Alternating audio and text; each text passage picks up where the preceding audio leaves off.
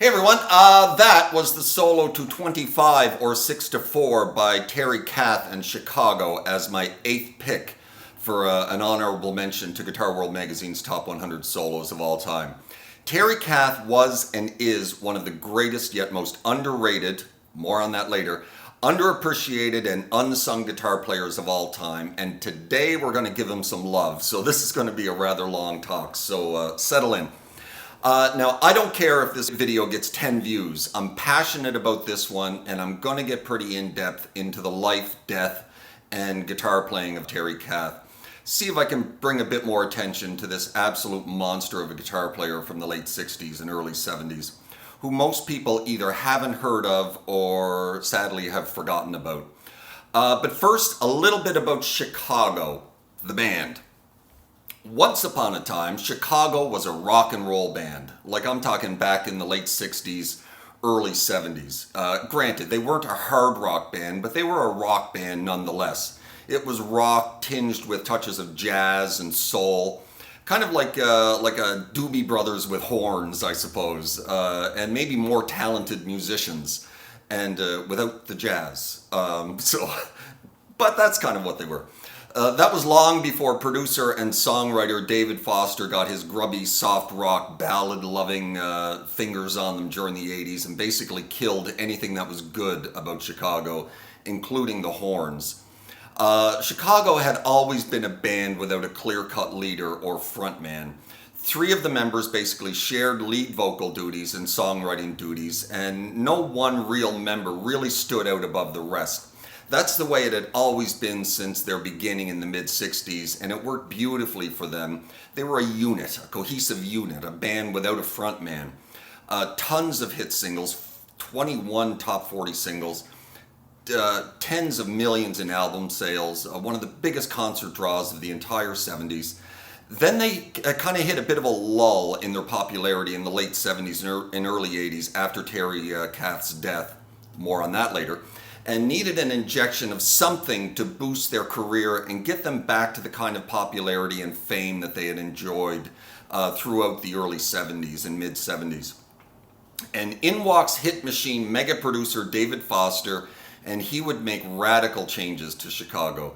He would take Peter Cetera and his good looks and put him out front, basically castrate the horns from the band, one of the cornerstones of their entire sound, and co-write soft pop ballad after soft pop ballad after soft pop ballad with Peter Cetera, and subsequently rocketed them back to the top of the charts, making them big stars on MTV and a big concert draw again, along with boatloads of money for all those involved. And all it cost them was their musical integrity. Not a bad deal. I guess if you're David Foster or Peter Cetera, that is.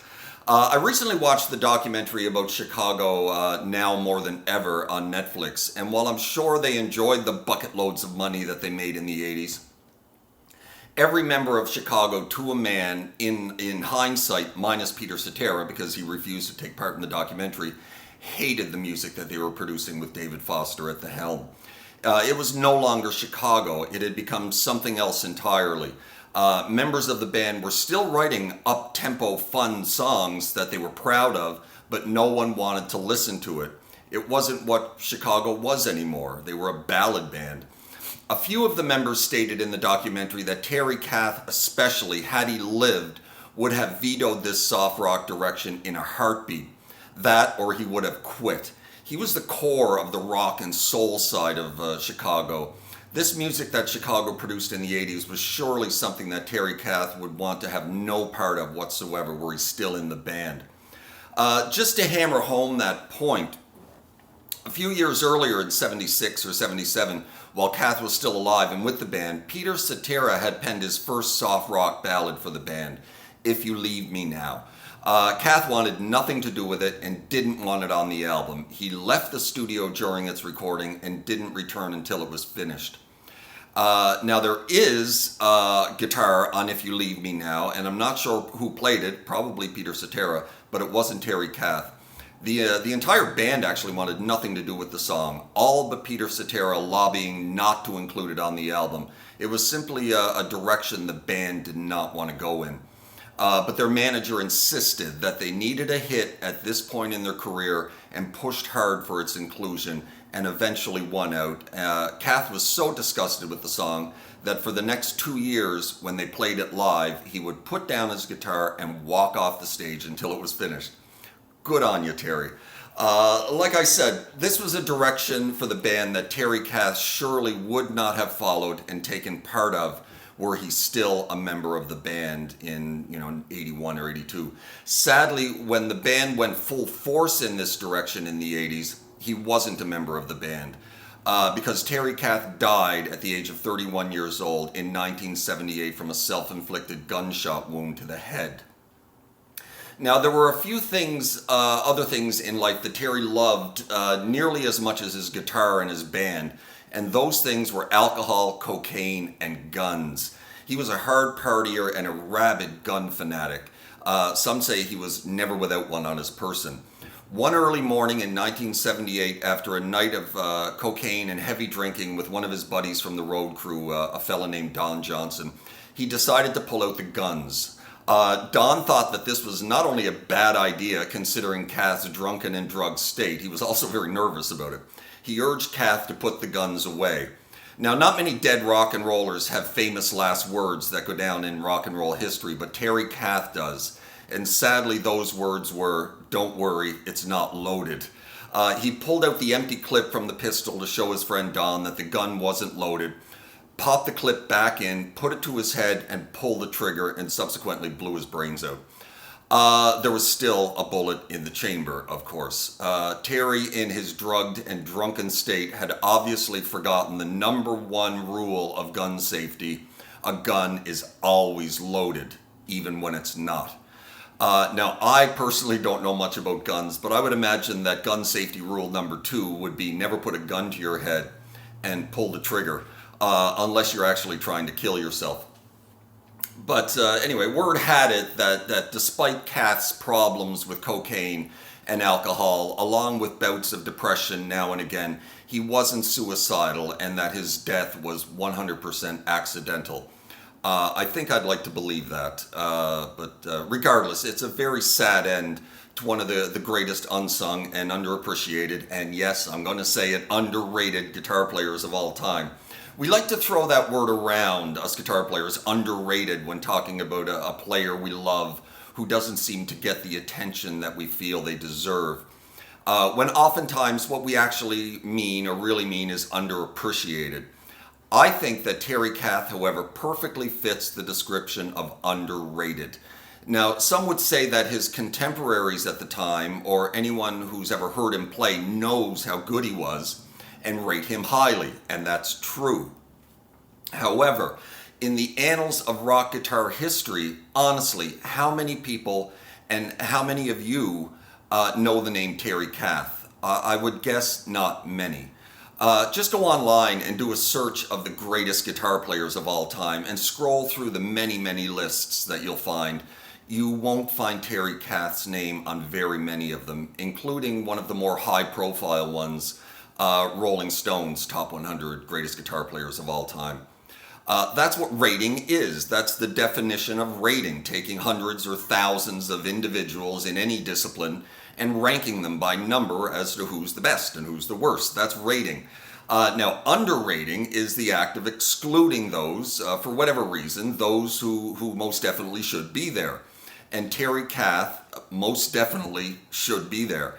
I want to play something for you, but before I do, I want to ask you something before you watch and listen to this, and to think while you're listening to it, who was playing guitar like this in rock and roll in 1968, 9, 1970? I can only personally think of a few. Hendrix, Clapton, Jeff Beck, Jimmy Page maybe. All legends and all players who would show up on any list of the greatest guitar players of all time, and usually in the top 5 or top 10. So anyway, let's have a look at this video of Terry Kath, his solo from 25 or 6-4 from early 1970. And so check this out. I'm going to move out of the way a little bit. And I got permission to use this video from the copyright holder, but they didn't want me filling the whole screen with it. And I said, okay, I'll do that. So I'm going to move out of the way a little bit. We're going to pop the video right up here. So let's check this out. I'm going to check it out with you. Should I talk you to some more? Touch it 5 or 6 to 4.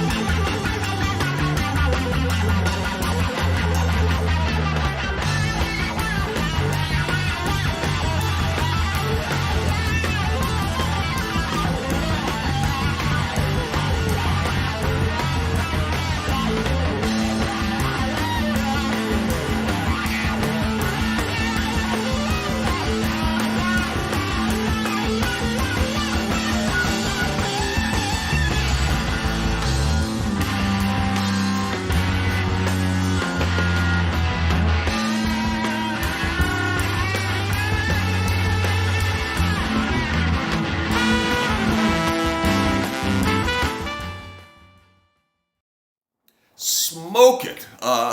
Again, I'll ask, who was playing like this in the late 60s? Hendrix, surely, but not this fast. Clapton, again, not with this kind of speed and ferocity. Jeff Beck, likewise with Clapton, not with this kind of speed and ferocity. Kath was at that high of a level, and sometimes beyond it in the late 60s, early 70s, with some of the greatest guitar players of all time. Yet with the passage of time, he seems to have disappeared off of everyone's radar when it comes to discussing who are the greatest guitar players of all time. I actually watched a top 100 list of the greatest guitar players of the 60s and 70s. He wasn't on it. Why? Good question, but I think I have the answer. You see, unlike all these other great guitar players that I previously mentioned, Terry Kath was not in a guitar-driven band. There are only a select few Chicago tunes where Terry really got to shine and show off his lead guitar chops, 25 or 6 to 4 being one of them. Terry Kath was very much only one part of a bigger whole when it came to Chicago. He very much serviced the music first, despite being an incredibly talented guitar player. Now, where the music of Chicago in general didn't call for a whole lot of ripping guitar solos, it was Kath's rhythm playing that often got to shine, and for the most part that was enough for Terry. Like I said, he serviced the music that the band was making, not his ego. But also, like I said, there were moments here and there within the confines of Chicago's music for him to really shine and show his soloing prowess. So without those moments, I suppose I wouldn't be here talking about him right now, I guess. And it's those moments that really show what an amazing player Terry Kath really was. One of Kath's biggest fans at the time was actually Jimi Hendrix. Jimmy was a very humble fella and handed out compliments to lots of his guitar contemporaries, saying lots of guys were the best guitar player in the world. But I think it was Kath who Jimmy favored more than all the others. Jimmy was so impressed with this young guitar player when he first saw him play at the Whiskey A Go-Go in Hollywood back in '69, that he mentioned backstage to another member of Chicago that not only is your horn section absolutely on fire, but your guitar player is better than I am. He subsequently asked the band if they would like to go on tour with him, giving Kath and Chicago the enormous opportunity to jump from the clubs to stadiums and arenas in 1969. And Chicago, of course, eagerly accepted the offer and joined Hendrix on tour. There are those out there who know Jimmy's playing and style down to the note, who actually said that you could hear a difference in Jimmy's own playing within months of being exposed to Kath on a nightly basis. The two hit it off quite well and actually talked of collaborating in the future, but sadly Hendrix would die within a year and no such collaboration would ever happen, sadly. But on numerous occasions, while he was still alive, it is noted that Hendrix had called Kath the best guitar player in the world. He actually said the best guitar player in the universe. High praise indeed from the legend himself. Now, aside from his guitar duties with Chicago, Kath was also one of the chief songwriters and one of the lead vocalists for the band, and he had just an incredible soulful voice that many compared to Ray Charles. So bringing the guitar fire was just one of his many contributions to the band. So there it is, I think. That's my sole opinion on why Terry Kath doesn't get the recognition he deserves. Tell me what you think down below in the comments, if you agree with that or not. That is, if there is indeed more than 10 of you watching this, maybe one of you 10 can leave a comment. Onto the solo, again, underrated. You'll find it on very few lists of the greatest solos of all time, including this one. And that's why I'm including it as an honorable mention. Though granted, it has been on a few, but mostly lists of the greatest wah solos of all time. I did notice it on Rick Beato's top 20 solos of all time list at number 15, so that was nice to see. Way to go, Rick. You have good taste. I'll say it again because it bears repeating. No one in 1969, when this was recorded, was playing with this kind of speed and ferocity. No one. Jimi Hendrix, he had good taste in guitar players, I must say. One of the greatest things about it is how original and chaotic it is. I've read a few critiques of this solo, and they all seem to say the same thing. It's not cliche. He's not just ripping the same blues licks we've all heard 1,000 times. His approach and style were fresh and original, with almost like a jazz flavor to it. It's just a killer solo and hard as balls to play. He mostly stuck to the A Dorian mode with this one, slipping and sliding and trilling all over the neck and ripping some blisteringly fast runs here and there as well. Really not easy stuff to play and to try and emulate and get note for note. And oh yeah, it does have one of the greatest wah solo parts of all time as well. Were I to slot this into the top 100, I'd probably put it at around 24 or 25 or 25 or 26. Just a phenomenal solo from an equally phenomenal player. Well, that's it. But one last thing before I go. The title, 25 or 6 to 4. It's a rather ambiguous, and upon its release and over the years, people have come up with all kinds of crazy ideas as to what it meant. Usually something to do with drugs. It's actually much more innocent than that.